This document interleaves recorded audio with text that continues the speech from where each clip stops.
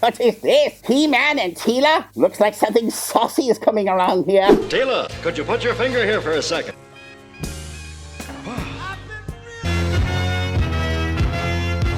Don't forget to leave a like and subscribe to Genealogy.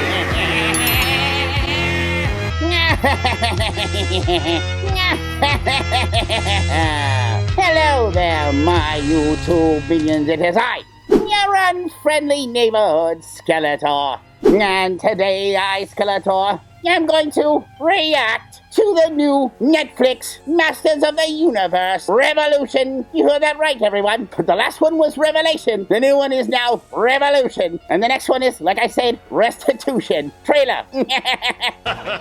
How original.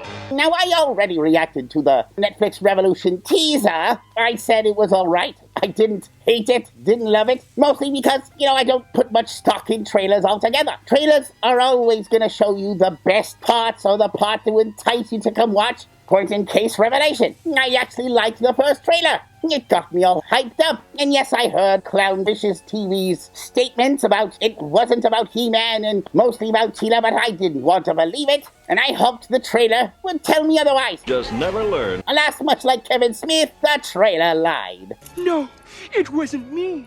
It was the one-armed man. So that's why I don't put much stock in trailers. They can be the most epic trailer I've ever seen. And I'll still be like, yeah, but it's a trailer. However, that being said, I still have enough curiosity in this series to check out the trailer and see what it's about. No one can accuse me, Skeletor, of not giving something a chance. Well, actually, that's not true. Liar!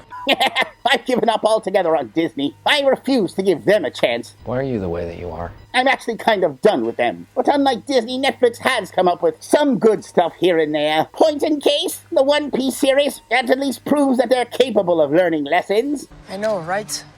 Disney, however, only know how to double down. I have really absolutely no faith in Disney whatsoever. It's dead to me now. Shut up! I think it's about time I go on another Disney rant. I haven't gone on one in a really long time. It's like I said before in a previous video of mine where I don't think Disney is out to actually produce entertainment anymore. Ruined! That's all! Completely destroyed! They're just purely agenda-driven, trying to create division and controversy. Stuff that us evil villains recognize right away. I know exactly what they're doing. I would do the same thing, because I'm an evil villain. Right. But anyway, enough of this blathering. Let's watch this thing, shall we? Death comes for us all. Even for kings it comes. But you will have to make a choice. Will you rule as Adam or as He-Man? Because it cannot be both. And already I have some red flags. One of my biggest issues, aside from it being a Teela-centric series, was I was tired of the nihilistic perspective with which Kevin Smith took that He-Man series. In essence, very depressing. Personally, I go to watch these things to be entertained, not to feel depressed, not to feel sad. If I want to feel depressed and sad, I'll watch the 80s Transformers film.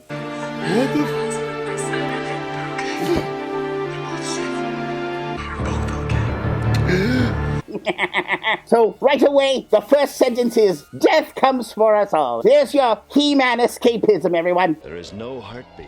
The man died. We just went through COVID. Nobody could afford houses. We got wars all over the world. People are scared of alien invasions in Miami malls. But hey, don't worry. You can run and escape to this really fun He-Man series where the first sentence in the trailer says, death comes for us all. Good job. People, there is nowhere for you to hide. Oh, this is terrible. I'll never be half the man or king my father was. Well, not written by Kevin Smith, no.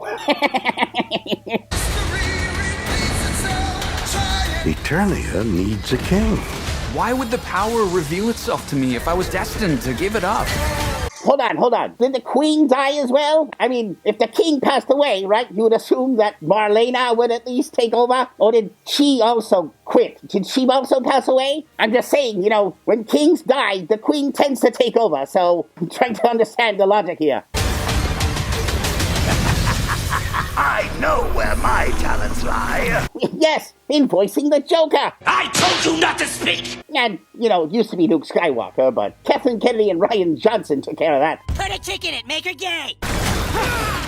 On the throne of Eternals, Time for a revolution! Time for a revolution? I don't understand this. That's been my goal this whole time. This is not like something I woke up with and said, you know what? I think I'd like to conquer Eternia. Why didn't I think of this before? It's time for a revolution, everyone. I know I'm being hard on this, but I'm sorry. I'm still pissed at the last one. Not Skeletor anymore. He's more powerful than ever. I've been taken over by artificial intelligence.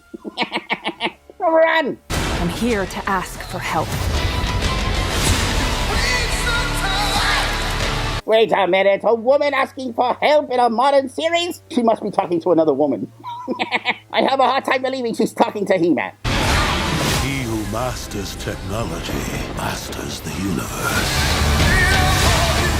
In the last one, it was he who masters magic masters the universe. Today, it's technology. Why doesn't someone just master both and be done with it? We know how powerful a little magic can be.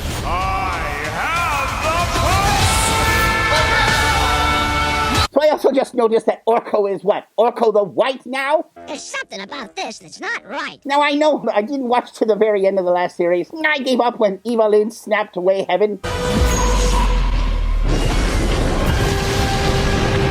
That's as far as my suspension of belief could go. When Evelyn has the power to snap heaven out of existence, I was out. I was like, I'm out. This is where I depart. I know Orko passed away, and I think he came back to life. So when he came back to life, did he come back as Orko the White? Fool of a took. Is he more wise and less bungling? I kind of like the bungling Orko. Rid us of your stupidity. Doesn't bother me at all. It's not. Oh, now we've got Snake Tila. I am kind of curious on how that happened. Didn't she turn into the sorceress? So the sorceress has the power to snap heaven out of existence, but somehow is weak enough that she gets turned into a snake? Again, I don't know. I will say it does sound interesting, but knowing the writers for this show, I just have that suspicion that it's going to be explained through nonsense. I will cut you. But I could be wrong. About what you hold in your hand, but what you hold in your heart. It's over, Skeletor! Hold on. I just want to look at He-Man here. He's all more dressed up. He's got a nicer hairstyle, that's for sure. By the ancients. More 80s, actually. Less bowl cut and more 80s rock star. Just mussed my hair. His sword's got some new inscription here. He's now white and gold, so he too also became He-Man the White. This shoulder thing here is kind of cool, I will say. I mean, I don't hate it. It's whatever. It's a different look, and as long as they explain it well, I'm not gonna hate this look. And I am interested to see what kind of powers he wields. Quiet, you drunk. Skeletor! Wait a minute, there's another thing I just noticed. You see? This is why I get so annoyed. Who is this here? That was the character from the film. I forgot that little impy character from the Masters of the Universe film.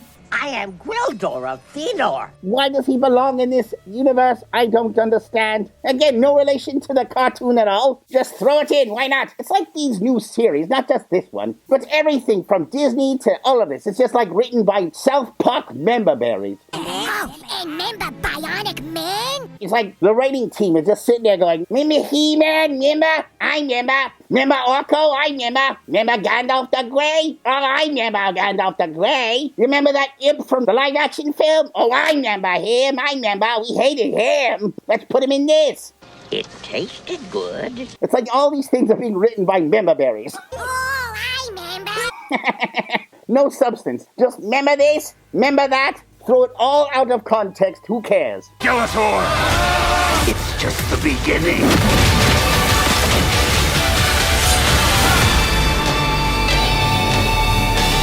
By the power of Grayskull. Oh, hold on here. What is this? He-Man and Tila? Looks like something saucy is coming along here. Tila, could you put your finger here for a second?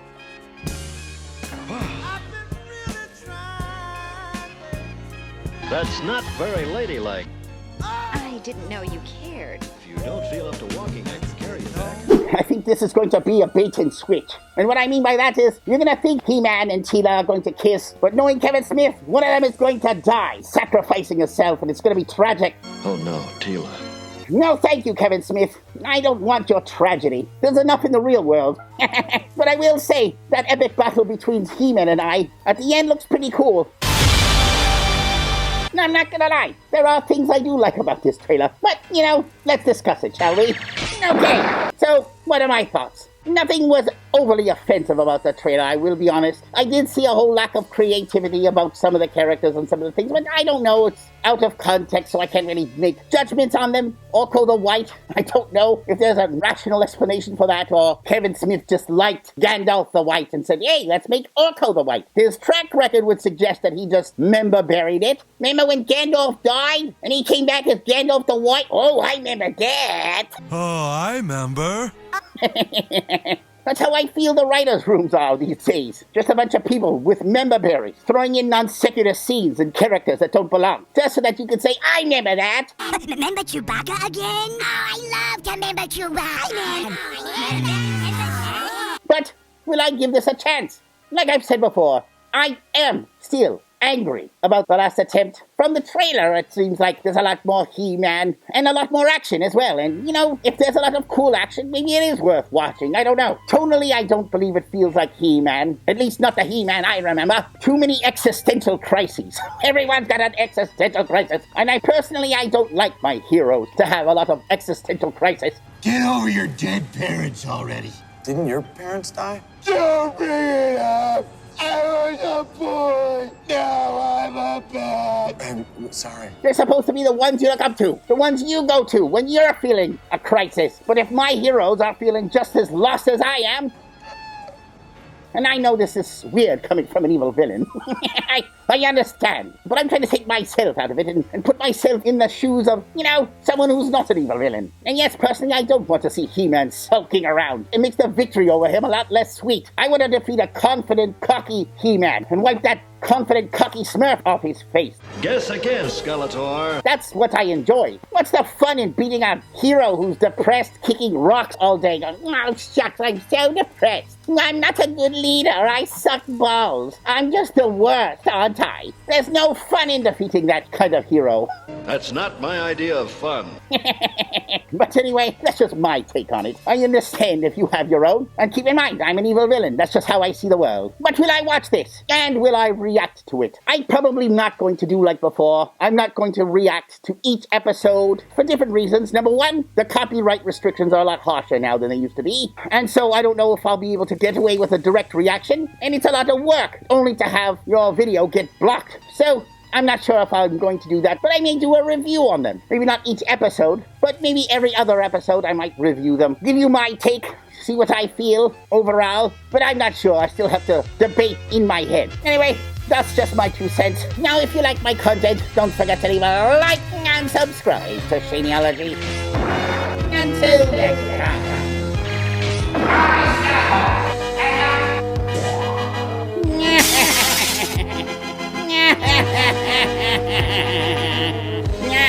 Ha ha ha ha!